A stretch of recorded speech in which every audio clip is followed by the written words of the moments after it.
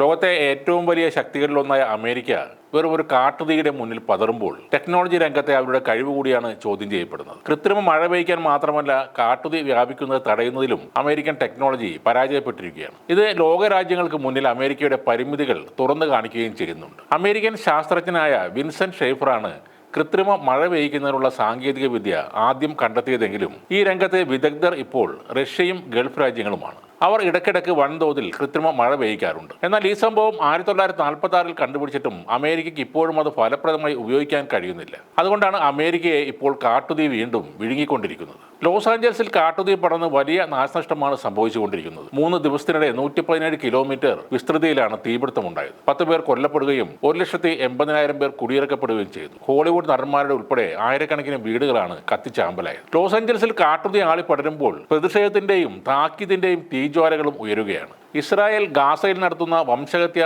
ആക്രമണങ്ങളും അതിന് അമേരിക്ക നൽകുന്ന പിന്തുണയുമാണ് നെറ്റിസൺസ് എടുത്തു പറയുന്നത്. മിസ്റ്റർ ബൈഡൻ ഇതൊരു ഓർമ്മപ്പെടുത്തലാണ്. നിങ്ങൾ ചെയ്തു കൂട്ടുന്ന ക്രൂരതകൾക്ക് കാലം പകരം തരാതിരിക്കില്ല. ഈ ലോകത്ത് മർജിതന്റെ പ്രാർത്ഥനകൾക്ക് എന്നും ഉത്തരമുണ്ടായിട്ടുണ്ട് എന്നതാണ് ചരിത്ര സത്യം. പടിയിറങ്ങും മുമ്പ് ഗാസയിലെ ജനതയെ ജീവനോടെ ചുട്ടരിക്കാൻ $8 ബില്യൺ കൂടി ഇസ്രായേലിന് സമ്മാനിച്ച ബൈഡനുള്ള ഒരു ഓർമ്മപ്പെടുത്തലാണ് ഇതെന്നാണ് പലരും സോഷ്യൽ മീഡിയയിൽ കുറിക്കുന്നത്. ലോസ് ആഞ്ചൽസിൽ സ്വന്തം ജനത കാട്ടുതീയോട് പോരടിക്കുകയാണ്. അവരുടെ വീടുകൾ വീണ്ടെടുക്കാൻ കാലം തിരിയുമ്പോൾ കയ്യിൽ ഒന്നും ശേഷിക്കില്ല എന്ന ഓർമ്മപ്പെടുത്തലാണത്. ഇത് ഫാത്തിമ മുഹമ്മദ് എക്സിൽ കുറിച്ച വരികളാണ്. നിങ്ങൾ പാലസ്തീനികളെ ജീവനോടെ ചുട്ടരിച്ചു, അതിന് നിങ്ങൾ അനുഭവിക്കുക തന്നെ വേണമെന്നാണ് ഇസ്രായേൽ എംബസിയുടെ എക്സിലെ പോസ്റ്റ് പങ്കുവച്ചുകൊണ്ട് സന സയ്യിദ് പറയുന്നത്. കാട്ടുതീയിൽ വീട് നഷ്ടപ്പെട്ടവരിൽ പ്രമുഖരിൽ ഒരാളാണ് ഹോളിവുഡ് നടനായ ജെയിംസ് വുഡ്സ്. ഗാസയിൽ ഇസ്രായേൽ നടത്തുന്ന ആക്രമണത്തെ വലിയ രീതിയിൽ പിന്തുണ നൽകിയ ആളാണ് അദ്ദേഹം. വെടിനിർത്തൽ പാടില്ല, വിട്ടുവീഴ്ചയില്ല, മാപ്പ് കൊടുക്കുകയുമില്ല, എല്ലാവരെയും കൊല്ലണം എന്ന് അദ്ദേഹം ഒരിക്കൽ എക്സിൽ ഒരു പോസ്റ്റ് ഇട്ടിരുന്നു.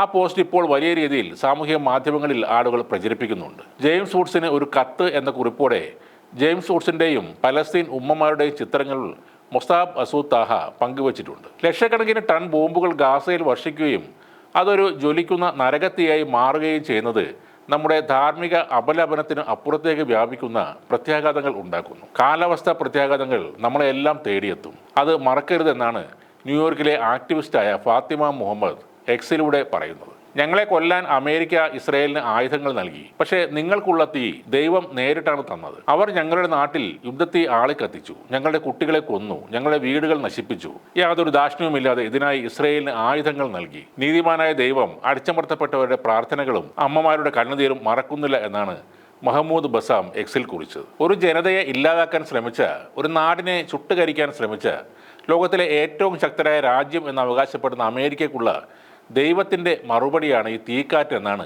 പശ്ചിമേഷ്യയിൽ എമ്പാടും ഉയരുന്ന അഭിപ്രായങ്ങൾ.